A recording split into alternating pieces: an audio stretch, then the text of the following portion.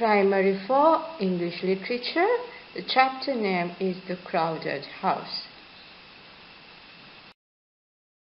Firstly, let's have a look at on learning objectives to learn new vocabulary and for story appreciation. The Crowded House, a traditional Jewish tale retold by Robert Fisher. There once lived a poor Jewish farmer named Yitzhak who had a very large family and lived in a very small hut. But Yitzhak's house was so crowded that his children had to take turns to sleep in one tiny bed. Alright, so in the first set of sentences it says that there's this Jewish farmer who lived with his family, whereas that family was so large that they had only one tiny bed to sleep, and also when they had to sleep they had to take turns in order to sleep. Yeah, okay.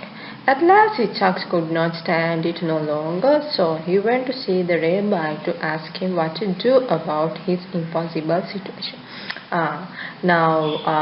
What happened was Yitzhak could not stand on this certain situation that he have to face through, and his kids and the wife have to face through. So what he did was he went to this teacher. So in Jewish terms, rabbi means a teacher who can give advices and who can give suggestions about certain life elements. Yeah, okay. And then what happened was Yitzhak went to this rabbi in order to get a certain kind of an advice when it comes to this situation that all of them have to face through. Yeah, okay. The wise rabbi thought that had no longer, and at last he had an idea. Now this rabbi, who is a teacher, he was thinking and thinking, and he thought that he won't be having any idea what to do when it comes to this situation. But at last he got an idea that in order to solve this problem or this situation. Okay, let's see. I will tell you what to do. He said, bring your chicken to live with you inside the house. Now, Rabbi was telling to Yitzhak saying, okay, now I have an idea. What you have to do is you have to, Yitzhak had a chicken, okay, so and other animals too. We'll see when it comes to the rest of the lessons, the rest of the chapter, yeah. Okay, so what Rabbi said was, bring your chicken and let that chicken to live inside while you all are together. Alright, and it says that Yitzhak couldn't understand how the chicken would help, but he trusted the rabbi's wisdom and did as he was told.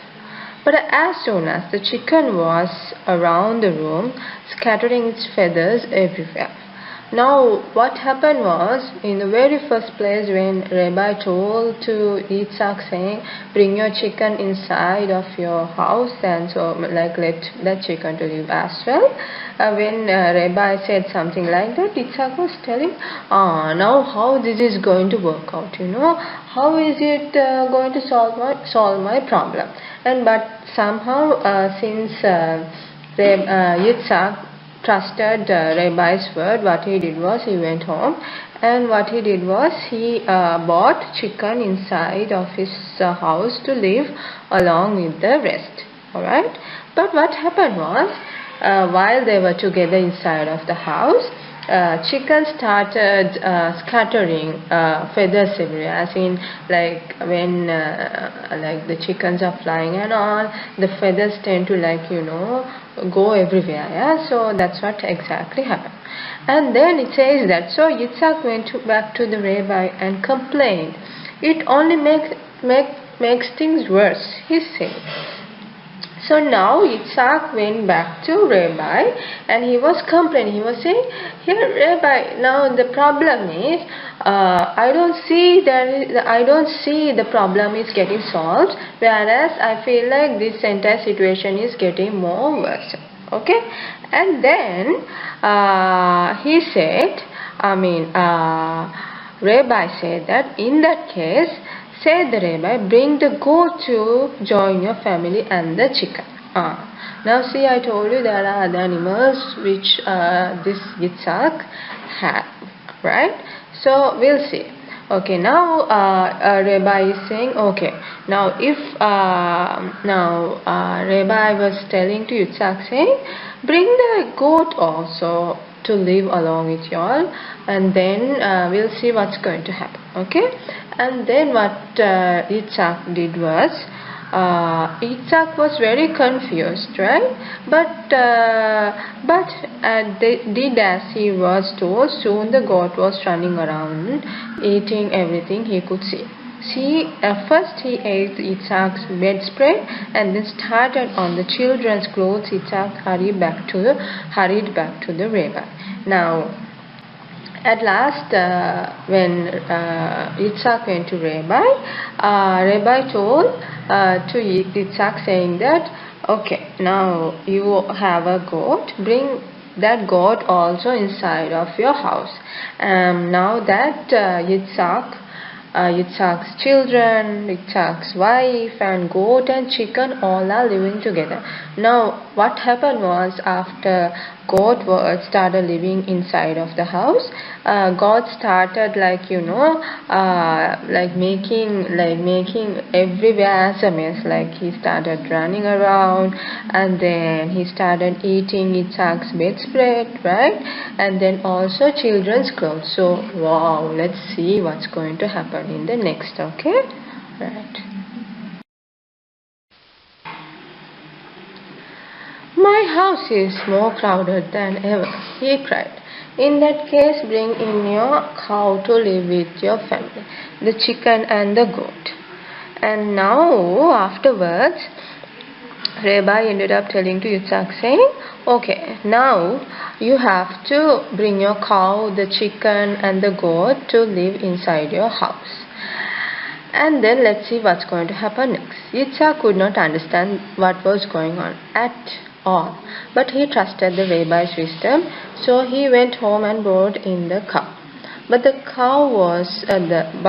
huge cow immediately knocked over all the pots and pans and plates.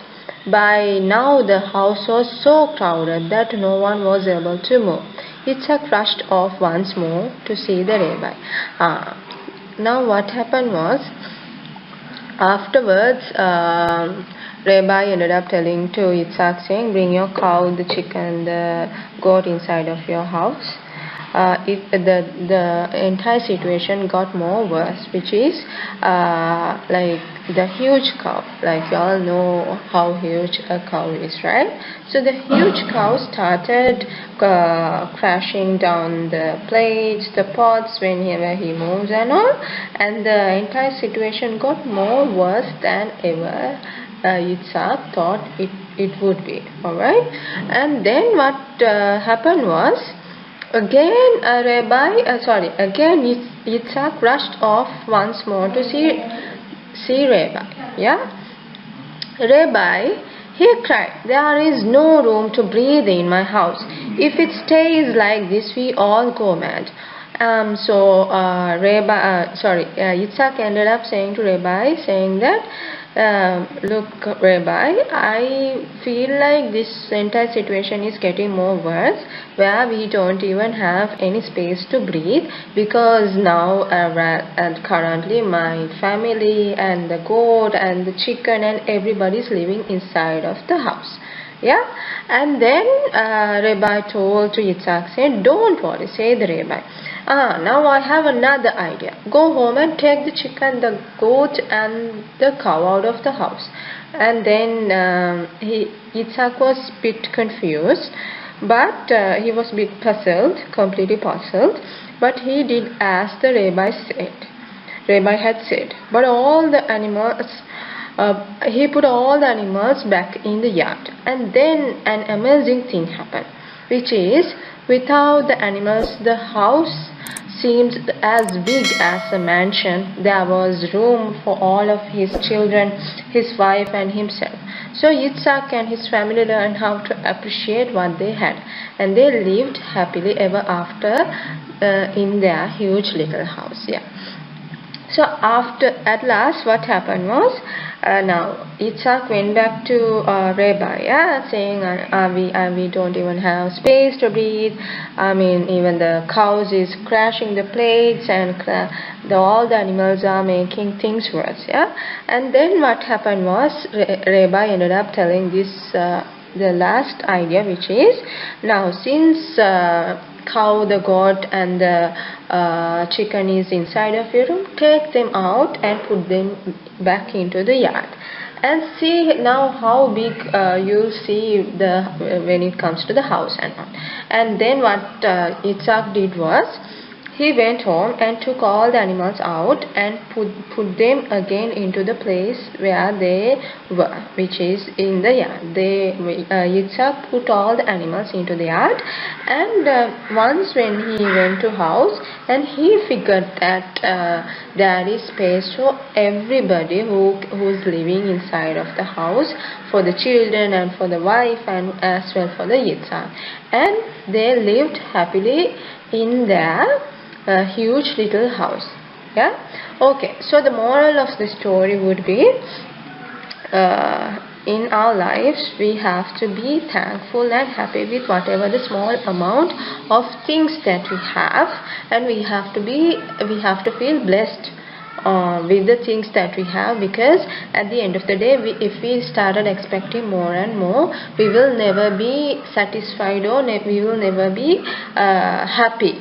So in order to feel happy, in order to feel the true happiness in your lives, you have to be thankful for whatever the small amount of things that you have in your life. Thank you for joining in. Have a nice day.